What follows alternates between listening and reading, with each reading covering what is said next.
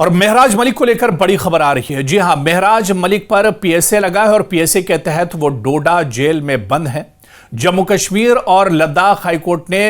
मंगल को महराज मलिक के मामले पर बड़ी और अहम सुनवाई की है और जम्मू कश्मीर लद्दाख हाईकोर्ट ने हुक्म दिया है कि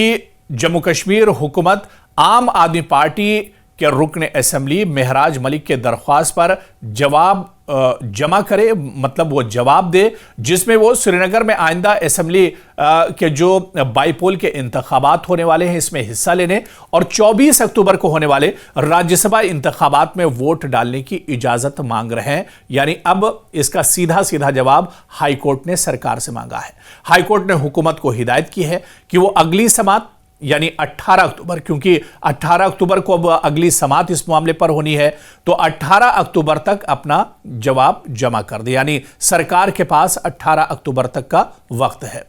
और इस तरह से महराज मलिक के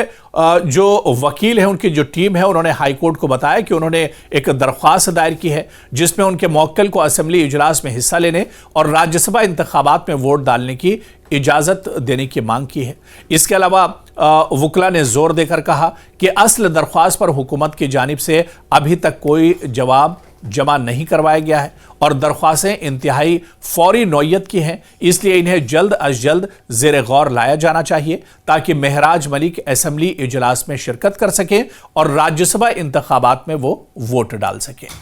तो जम्मू कश्मीर हुकूमत की तरफ से सीनियर एडवोकेट सुनील सेठी और senior additional advocate general Monika Kohli ने पेश होकर कहा कि वो दरख्वास्तों और असल अर्जी पर जवाब जमा करवाने के लिए वक्त चाहते हैं। आपको बता दें कि जम्मू कश्मीर और लद्दाख हाईकोर्ट ने आम आदमी पार्टी के रुकन असेंबली महराज मलिक की दरख्वास्त पर गौर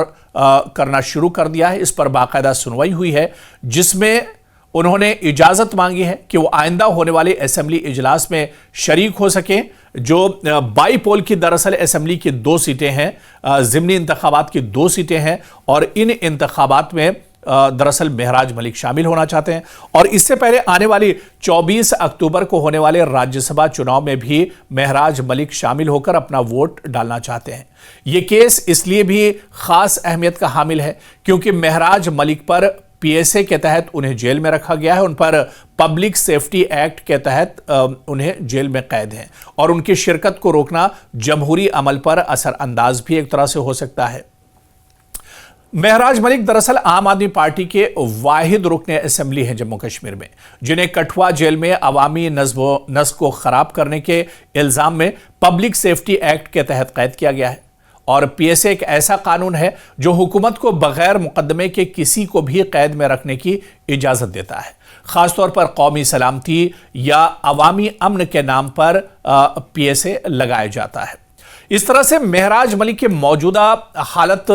की अगर बात करें तो वो जेल में है, लेकिन वो असेंबली के जो ज़िमनी 2 सीटों के लिए इंतखाबात होने जा रहे हैं उनमें दरअसल महराज मलिक शिरकत करना चाहते हैं और इसके अलावा राज्यसभा के जो इंतखाबात होने वाले हैं 4 सीटों के लिए उसमें भी वोट डालना चाहते हैं महराज मलिक। लेकिन अब उन्होंने हाईकोर्ट का दरवाज़ा खटखटाया है और बाकायदा हाईकोर्ट में इस पर सुनवाई हुई है और हाईकोर्ट ने अब इस पर जवाब मांगा है जम्मू कश्मीर सरकार से, जो उनके आईनी और सियासी हुकूक से मुतालिक एक अहम मामला है। हाईकोर्ट ने हुकूमत को कहा है कि वो 18 अक्टूबर तक महराज मलिक के दरख्वास्त पर अपना जवाब जमा कराए ताकि केस की मजीद कार्रवाई हो सके।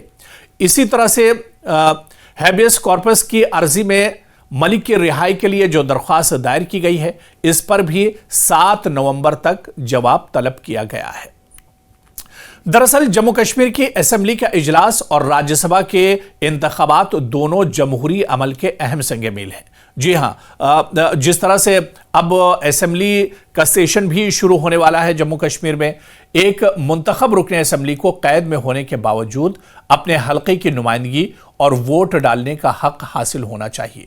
हुकूमत ने कहा है कि वो दरख्वास्तों का जवाब देने के लिए मजीद वक्त चाहती है। हुकूमत की दलील में मुमकिना तौर पर कौमी सलामती, अवामी अमन और कानून के इतलाक की बात शामिल हो सकती है, खासतौर पर पीएसए के तहत जिस तरह से कैद किया गया है। ऐसे में अब इस पर हुकूमत क्या कुछ जवाब देती है और हुकूमत के बाद हाईकोर्ट का क्या कुछ रुख होगा, यह भी देखना बहुत अहम होगा। लेकिन महराज मलिक के वकील ने अदालत में जोर दिया है कि दरख्वास्तें फौरी नौयत की हैं, यानी जल्द से जल्द इन दरख्वास्तों पर सुनवाई की जाए और इन्हें जल्द से जल्द निपटाया जाना चाहिए, ताकि महराज मलिक असेंबली जो सेशन शुरू होने वाला है उसमें और राज्यसभा इंतखाबात में हिस्सा ले सकें।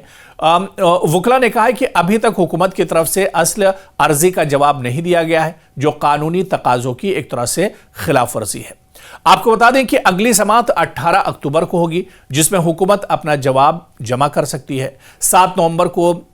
इसी तरह से दूसरी अर्जी पर समात होगी, जहां अदालत फैसला करेगी कि क्या महराज मलिक को रिहा किया जाना चाहिए या नहीं। यानी अगली जो सुनवाई होने वाली है वो भी एक तरह से बहुत अहम होगी, महराज मलिक को राहत मिलती है या नहीं। लेकिन फौरी तौर पर जिस तरह से महराज मलिक ने और उनके वकीलों ने हाईकोर्ट का दरवाजा खटखटाया है आम आदमी पार्टी ने, ताकि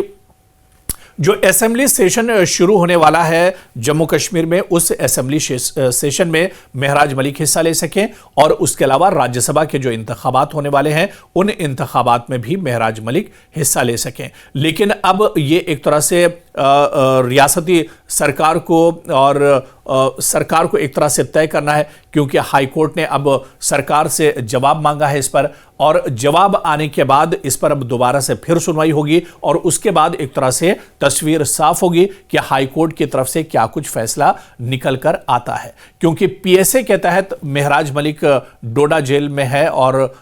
वो एक तरह से बंद है, और ऐसे में उन्होंने जमानत को लेकर ये अर्जी दायर की है और हाईकोर्ट का दरवाजा खटखटाया है। हाईकोर्ट ने एक तरह से अब इस पर जवाब मांगा है हुकूमत से, और हुकूमत का जवाब क्या कुछ आता है और उसके बाद जब अगली सुनवाई होगी तो महराज मलिक को लेकर क्या कुछ बड़ी खबर आती है या हाईकोर्ट का फैसला क्या कुछ होगा, हाईकोर्ट का रुख क्या कुछ होगा, यह भी एक तरह से बहुत अहम होगा। क्योंकि कल पहली बार हाईकोर्ट ने महराज मलिक के मामले पर सुनवाई की है और तमाम जो वकील थे, तमाम जो गवाह हैं, तमाम जो डॉक्यूमेंट्स हैं वो एक तरह से जमा किए गए हैं, और इसके अलावा हुकूमत